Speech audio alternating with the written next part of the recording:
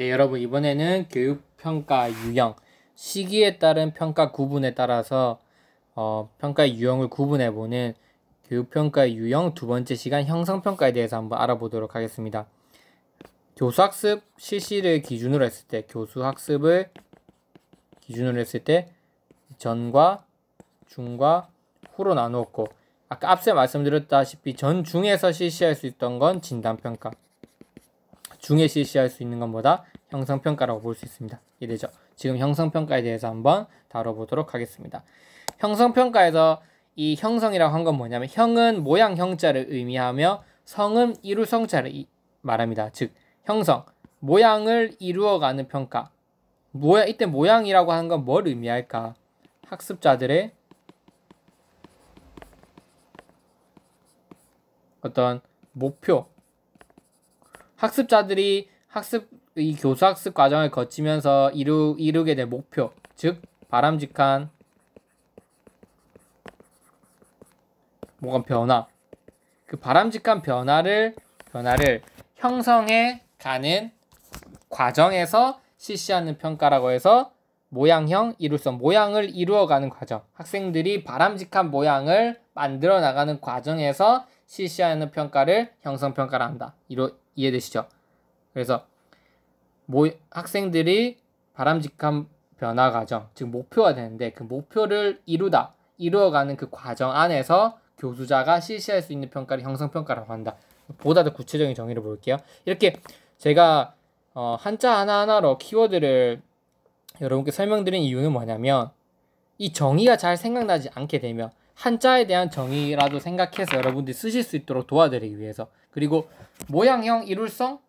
그러면 모양이 이루어지는 거? 학습자들의 이때 모양은 학습자들의 목표면서 바람직한 변화겠네? 그 바람직한 변화를 이루어지는 과정 속에서 실시할 수 있는 평가가 형성평가겠네? 그러니까 수업 중에 실시하는 평가겠네? 이렇게 뭔가 꼬리를 물고 갈 수 있도록 도와드리기 위해서 제가 이렇게 키워드 중심으로 항상 수업을 설명을 드리는 겁니다. 그래서 이 키워드들을 외워도 좋고 외우지 않는 건 여러분들의 몫이지만, 저는 이 키워드를 가장 먼저 단어에 대한 정의부터 이해하시고 그 문장 및 그것에 대한 특징들을 파악하면 여러분들 머릿속에 훨씬 오래 그리고 깊이 기억될 거라고 생각합니다. 그래서 이걸 바탕으로 정의를 보면, 교수학습이 진행되는 과정에서 아동의 진전을 점검하고 교수학습이 진행되는 과정, 수업이 이루어지는 과정에서 학습자 아동의 진전이 결국 뭡니까? 바람직한 변화잖아요. 교수학습이 진행되는 과정에서 학습자들이 바람직한 변화를 이루어지는 그 과정을 점검하고 필요한 경우에 교과 과정이나 수업 방법을 개선시키기 위해 실시하는 평가. 그래서 이 형성평가는 목적이 두 가지다. 뭐다? 학생 측면과 교사 측면에서 좀 다르다. 교사는 뭐다? 수업의 방법 개선입니다. 즉 학생들의 상태를 파악해서 학생들이 잘 따라오고 있네 이러면 수업 방법 개선할 필요 없겠죠. 근데 학생들의 수업 중에 상태를 평가하는 형성평가를 실시했어요. 근데 학습자들이 잘 못 따라와. 그러면 내 수업 방법을 개선해야겠다. 그 개선 자료를 사용할 수 있잖아요. 그래서 이 형성평가는 두 가지의 어떤 특징을 지닌다. 교사 측면에서는 수업 방법을 개선하는 것, 학생 측면에서는 뭐다? 진전, 점검. 어느 정도 내가 이 수업에 대한 그 지식이나 기능들을 획득하고 있는지 그거에 대한 스스로에 대한 점검을 할 수 있다. 형성평가는 이해되죠? 그래서 내가 수업이 진행되는 과정에서 내가 이 정도 진전된 것을 내가 획득하게 됐구나, 아니면 난 아직 아무 진전도 이루어지지 못했구나. 학생 측면에서는 자기 수준을 계속 점검해 나갈 수 있고요. 그래서 교사 측면에서는 뭐다? 학습자들 수준은 이렇네? 그럼 내 수업 방법은 이렇게 바꿔야겠네. 수업 방법을 개선한다는 이 두 가지 측면 포인트가 있습니다. 그래서 정의는 이 두 가지 포인트로 쓰시고, 그 포인트 안에 뭐가 들어간다? 모양을 이루어간다는 그 개념이 들어가 있으면 됩니다. 그래서 보면 수업 중에 항상 얘기하지만 수업 중에 학습 상태를 점검한다. 수업 중에 학습 상태를 점검하는 평가를 형성평가라고 하구나. 근데 왜 하냐? 학습에 성공했을 때는 강화를 제공하고, 학습에 실패했을 때는 구체적인 오류를 확인하여 교정할 수 있도록 한다. 즉, 이렇게 하는 이유는 뭐냐면 수업 중에 학습 상태를 점검하는 평가를 형성평가라 그러고 거기서 끝나는 게 아니라 성공했을 때는 강화 요인을 제공해서 더 잘 성공할 수 있도록 도와주고 실패했을 때는 학습 오류를 확인해서 교정할 수 있도록 도와줌으로써 학습자가 꾸준히 자기의 학습 상태가 진전될 수 있도록 도와주는 평가를 형성평가라고 한다. 그리고 혹은 교사가 지금 시행하고 있는 방법이 올바른 것인지 알아보고 개선하기 위해 사용되는 것도 형성평가라고 할 수 있다. 교사가 어떤 교수법을 쓰는데 그 교수법 방법이 올바른지 아닌지 확인하기 위해서는 학습자들 상태를 다 점검해 나가야 되잖아요. 그래서 이 형성평가는 교사 측면에서는 교수학습 개선을 위해서, 학생 측면에서는 학습에 대한 더 진전을 더 효과적으로 실시해 나가기 위해서 실시하는 평가가 바로 형성평가이다. 이렇게 볼 수 있습니다. 이해되시죠? 그래서 이 형성평가 같은 경우에는 그럼 이러한 형성평가 같은 경우에는 어떠한 특징이 있냐? 첫 번째, 학습 이해를 촉진시키는 장점이 있습니다. 어떤 측면에서? 이 세 가지 측면에서 한번 볼까요? 속도를 개별화시킬 수 있다. 즉 학습자가 학습 중에 형성평가를 실시하잖아요. 맞죠? 학습 중에 평가를 실시했어요. 그래서 이 평가를 보면은 1번, 2번, 3번 학생이 있는데 1번은 통과했고 2번은 통과하지 못했고 3번도 통과하지 못했어요. 그러면 그 다음 학습은 계속해서 1번은 이어갈 수 있겠죠. 하지만 2번, 3번 이어갈 수 있겠어요? 없겠어요? 이어가지 못하겠죠. 그래서 이렇게 학습을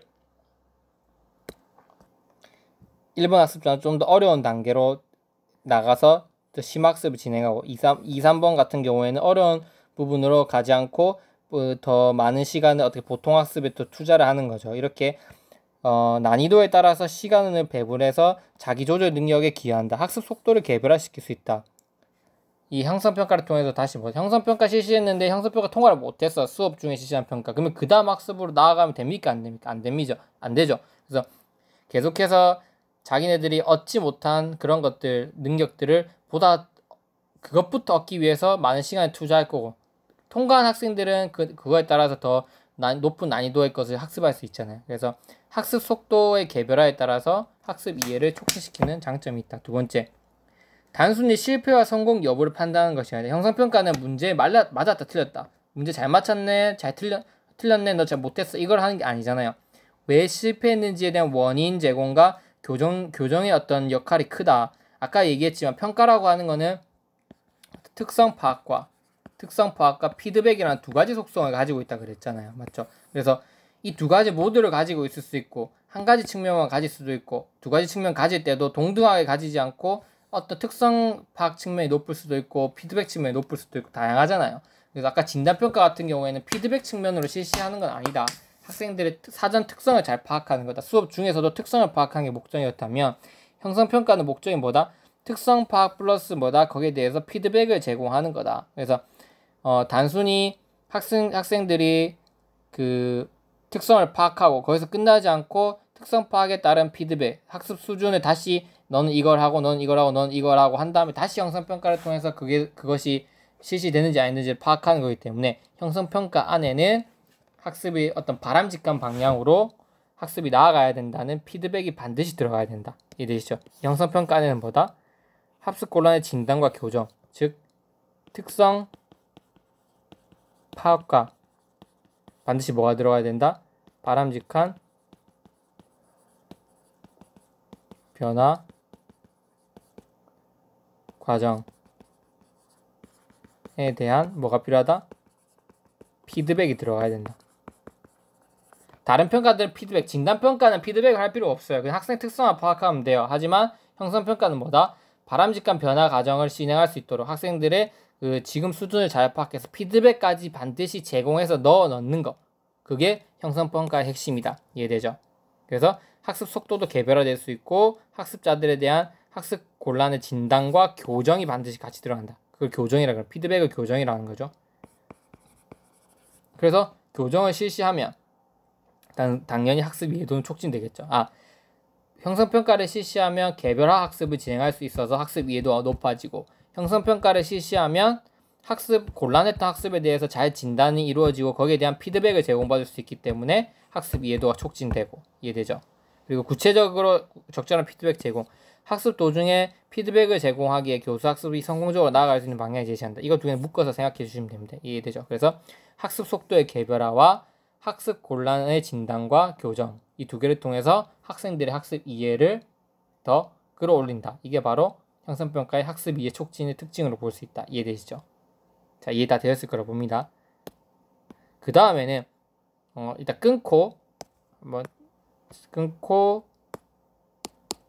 밑에 거 두 개 가보도록 하겠습니다.